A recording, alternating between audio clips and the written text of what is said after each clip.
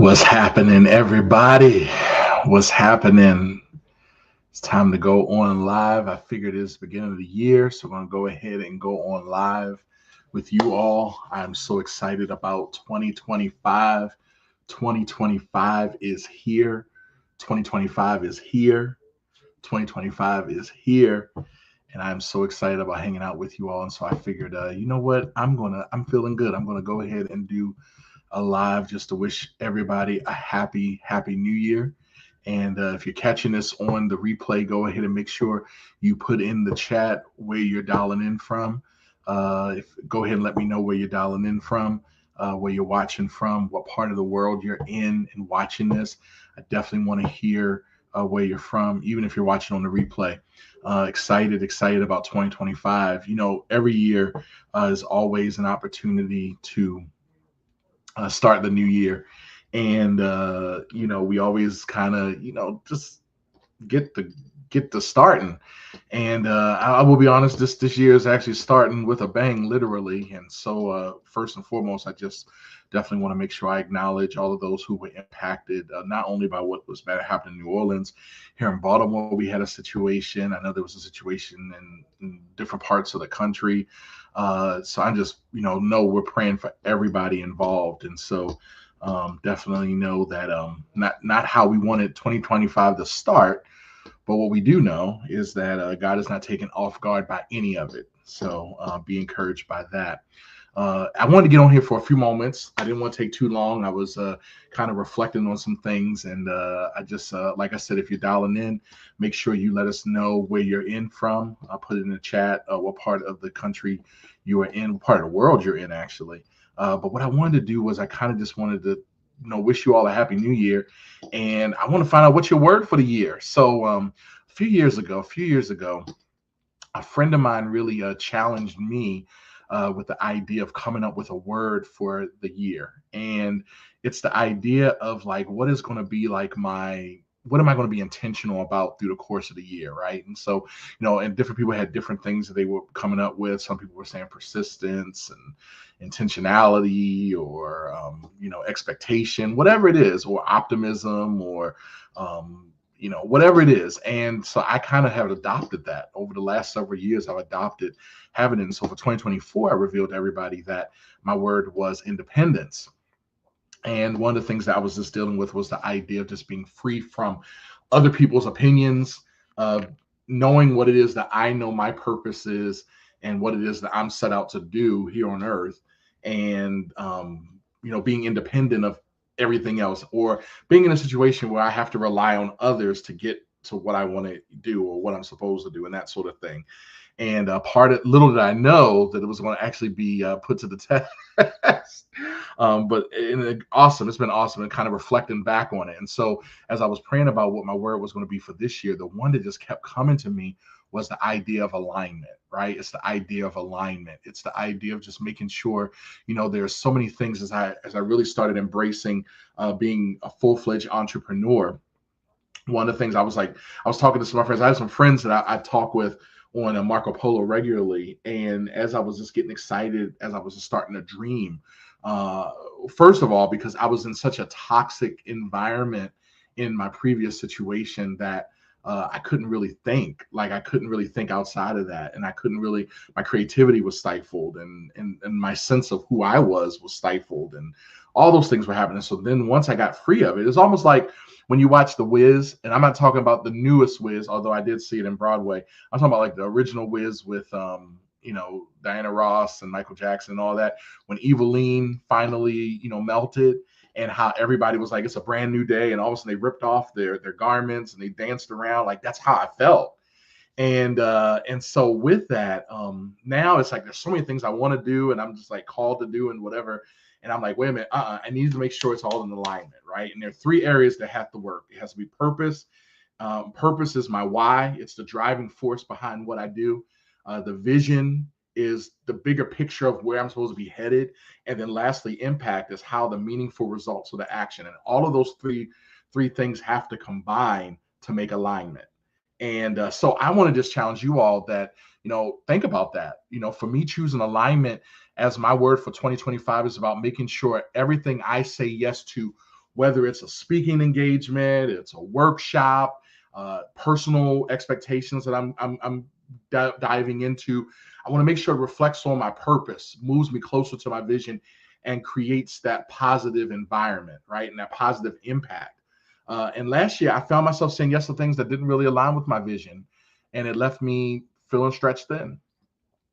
So this year, I'm committing to stay in alignment and focusing on what matters most. And I'm curious about you. Like, what are some things that you are thinking about for yourself? And so when you're thinking about alignment, there are three things I want you to think about with alignment. All right. The first thing I want you to think about is aim with intention, right? I want you to start by setting clear expectations that reflect your purpose, and asking yourself, what truly matters to me this year? What do I want to accomplish? Why do I want to accomplish it? Because when you're clear about your expectations, watch this, you can take intentional steps towards your vision, right?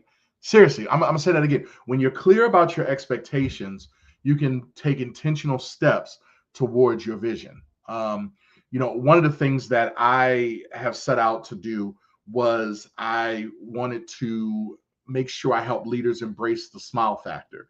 And this is a framework that I developed years ago. And what I started finding was that the smile factor framework is a direct reflection of my purpose and is a part of the bigger vision of what's being built.